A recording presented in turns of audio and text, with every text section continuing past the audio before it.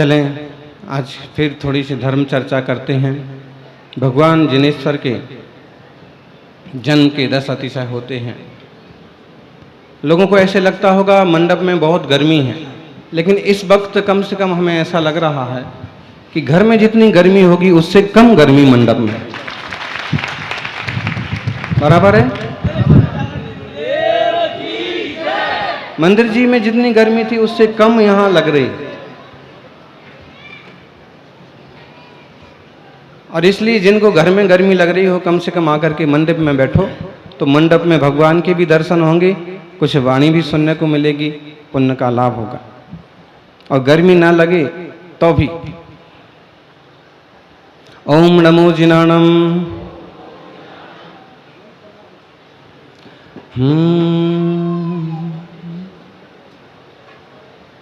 ऐस सुरासुरमासिन्दवन्दितं दोदघादिकं ममलं पड़मामि बद्धमानं धम्मं तीर्थस्य कत्तारं तीर्थं धम्मस्य कत्तारम्। धर्म तीर्थ के कर्ता, देव और सुरेंद्रों से वंदित भगवान महावीर स्वामी के चरणों में वंदन। जोर से जयकारा। वर्तमान जिन शासन नायक वर्धमान महावीर भगवान की, और जोर से अजितनाथ भगवान की, आचार्य श्री आदि सागर जी महाराज की, आचार्य श्री महावीर कीर्ति महाराज की, तपस्वी सम्राट गुरुदेव आचार्य श्री सन्मति सागर जी,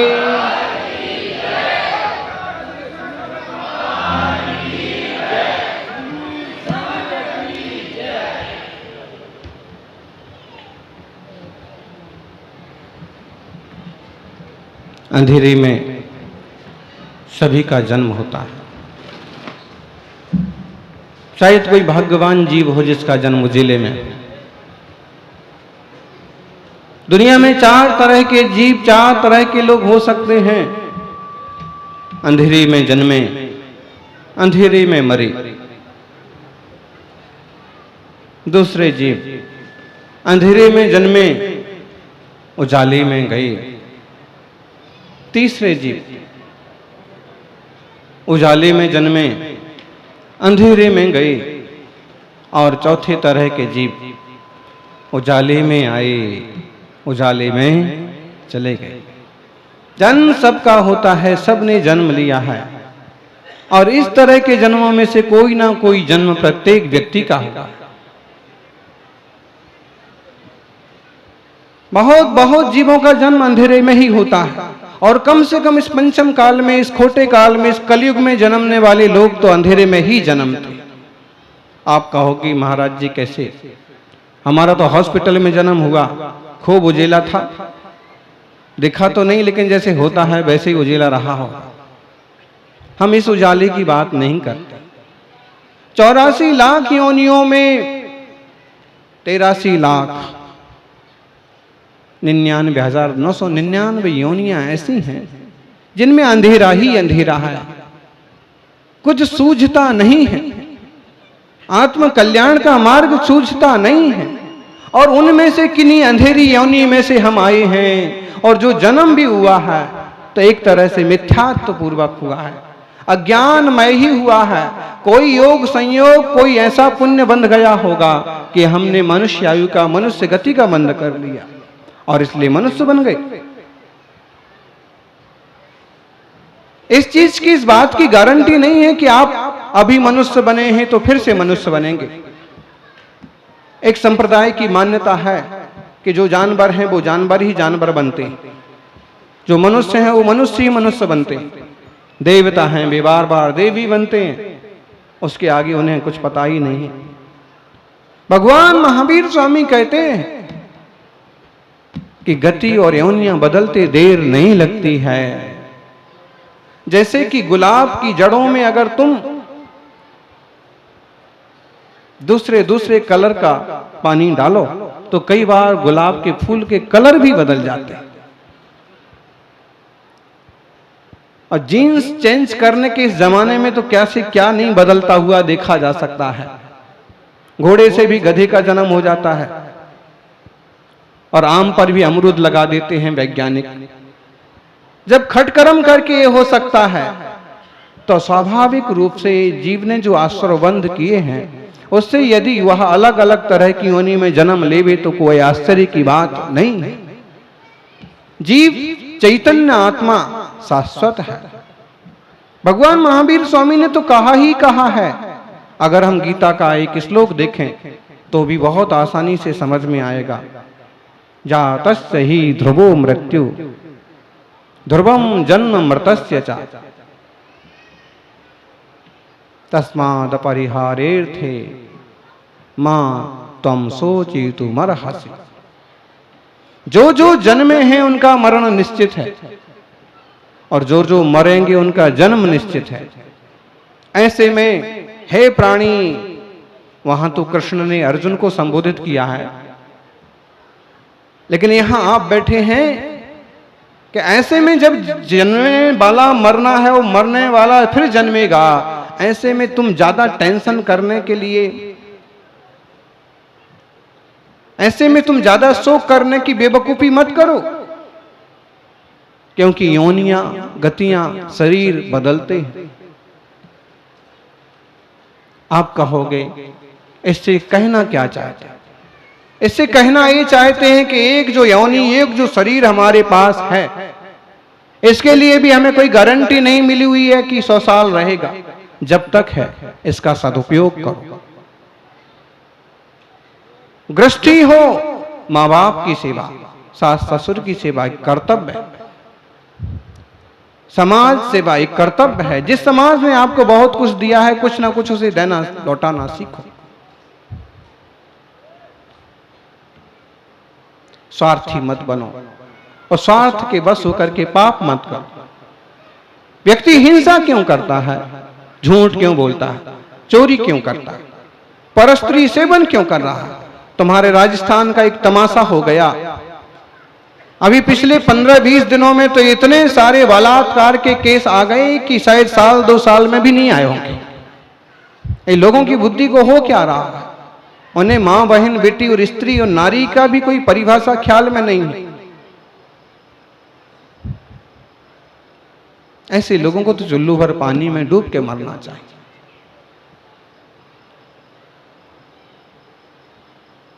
कुशील पाप है, परिग्रह भी पाप है।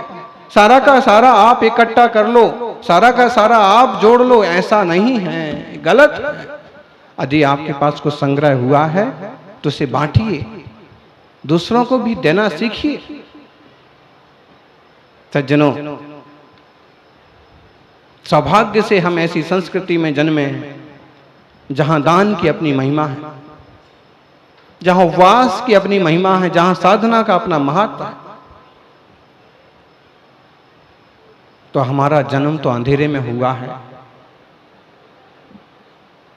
और अंधेरे के तात्पर्य है कि पता नहीं किस योनि से आए हैं। आज वैसे मुनिराज नहीं हैं जो बता देवे, हे श्रेणी तुम भील की पर्याय से आए हो, जो बता देवे पंडित जी आप अमुक पर्याय से आए हो। नहीं बता पाने। निमित्त ज्ञान के बल पर विमल सागर जी के गुरुदेव कुछ बातें बताते थे ताकि जीवों का भला हो, आकुलता कम हो। बाकी अवधि ज्ञान तो किसी को भी नहीं है। और तुम्हारा भूतकाल, तुम भूत में क्या थे, तुम पिछले जन्म में क्या थे, बड़ा मुश्किल है।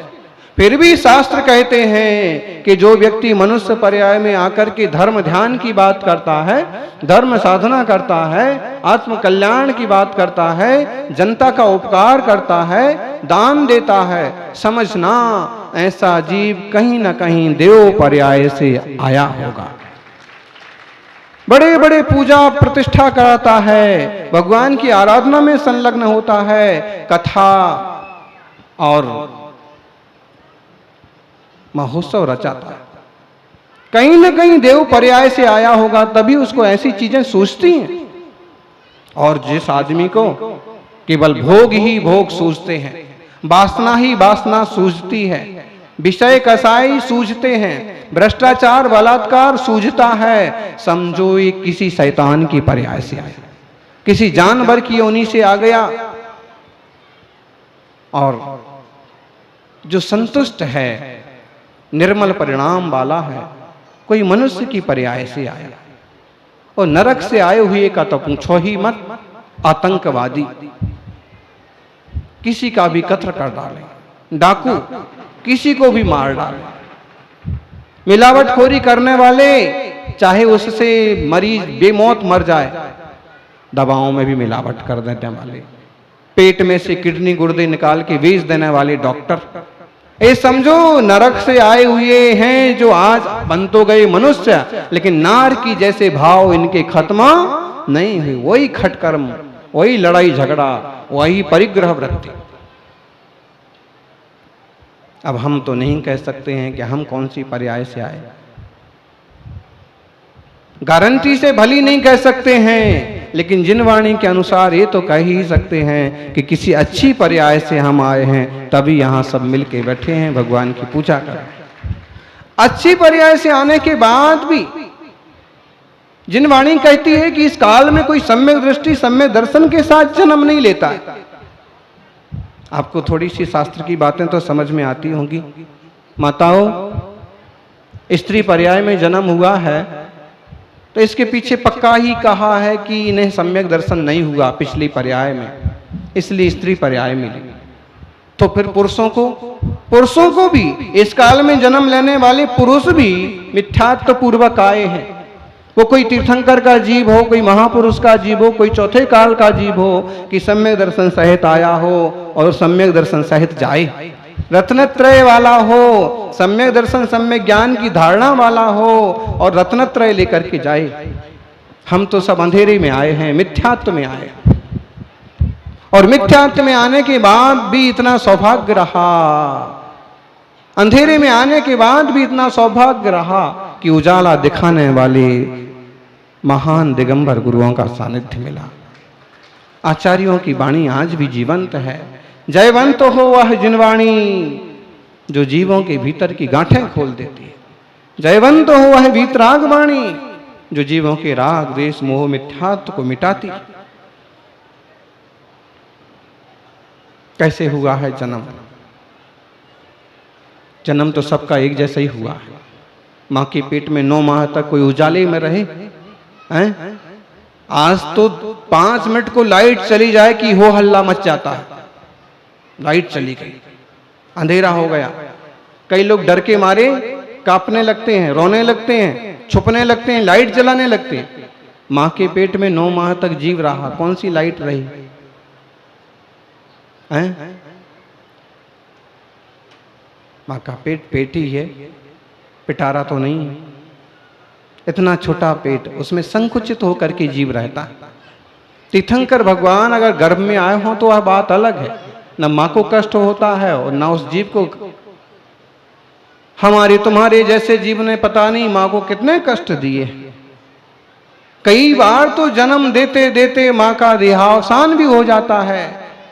छोटी सी नाटिका आपने देखी, और यूं भी कभी चिंतन चलता है कि आप ठीक से विचार करो तो जितने उपकार इस देह पर माँ के हैं, दुनिया में उतने उपकार और किसी के नहीं।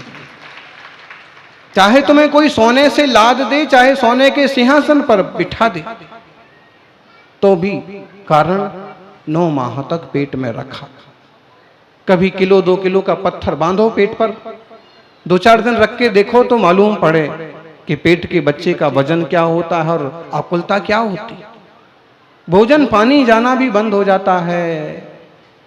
युवाओं, कभी कभी माँ से नफरत होने लगती है किन्हीं बातों के कारण से। वे अपनी पुराने ढंग की बात करते हैं और हम नया ढंग चाहते हैं, कभी बीवी के कारण से, कभी पड़ोसियों के कारण से। लेकिन ध्यान रखना, माँ माँ है और माँ से कीमती दुनिया में कोई नहीं। कोई भी शब्द उठा के देख लो, जो महान से महान हो उसमें भी मां जुड़ा हुआ है, महात्मा, परमात्मा, आत्मा। इसलिए इस देह में जब तक है और जब देह को जन्म देने वाले का ख्याल आए तो मां और पिता का सम्मान करना नहीं भूलना, उनका हित करना नहीं भूलना। हम कर क्या सकते हैं? हम यही कर सकते हैं कि उनका जीवन अच्छे से चलता रहे, खान पान अच्छे से चलता रहे, और कभी अस्वस्थ हो जाएं तो औषधि की व्यवस्था हो जाए, और कभी जाने लायक हो जाएं तो विधि पूर्वक समाधि मरण करा दिया जाए। उन्होंने तुम्हें विधि पूर्वक जन्म दिया है कि तुम जीवित हो, लंगड़े लूले नहीं हुए हो। अगर लापरवाही से जन्म हो बच्चे का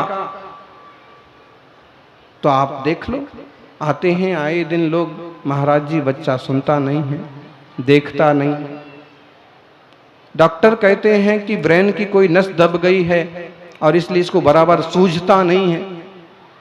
देख लो, आपके समाज में भी, आपके गांव में भी 2-4 लोग ऐसे मिल जाएंगे। फिर हमारा जवाब उनके लिए एक ही होता है, भाई इस जीव के कर्म का उदय, महाराज जी कोई उपाय बताओ। दूसरा बात यही है कि या तो गर्भ अवस्था में असावधानी हुई या फिर जन्म लेते समय असावधानी, कहीं से कहीं खींचतान हो गई पकड़ने में, और वासना में लोग कितने ही मस्त रहते हों, लेकिन जन्म मरण का प्रपंच थोड़ा सा भी समझ लिया जाए तो वैराग होने में देर नहीं लगेगी। आदिनाथ भगवान की पूजा में क्या जन्म लेता है बच्चा तो बोले ऐसे निकलता है ज्यों जंत्री ते तार, मशीन में से तार निकलता है, बनाते हैं इतना पतला, और वैसे ही बच्चे का जन्म होता है। और कई बार मां का मरण हो जाता है और कई बार बच्चे का। बड़ी सावधानी से मां ने तुम्हें जन्म दिया है कि तुम पागल नहीं हुए हो, लंगड़े लूले नहीं हुए हो, गर्दन में चोट नहीं आई है, और आज तुम ठीक ठाक समझ पा रहे हो। ऐसे में जैसे मां ने तुम्हें बड़ी सावधानी से जन्म दिया है, ऐसे ही बड़ी सावधानी से जिंदगी के अंतिम लम्हों में तुम मां का समाधि मरण कराना एक बहुत बड़ा उपकार होगा। समाधि मरण का मतलब है कि जीवन तो पूरा हो ही रहा है, अब अच्छे विचारों से, अच्छे भावों से शांति पूर्वक देह छूट जाए, क्लेश करते करते, रोते रोते, धिक्कारते धिक्कारते न जाए।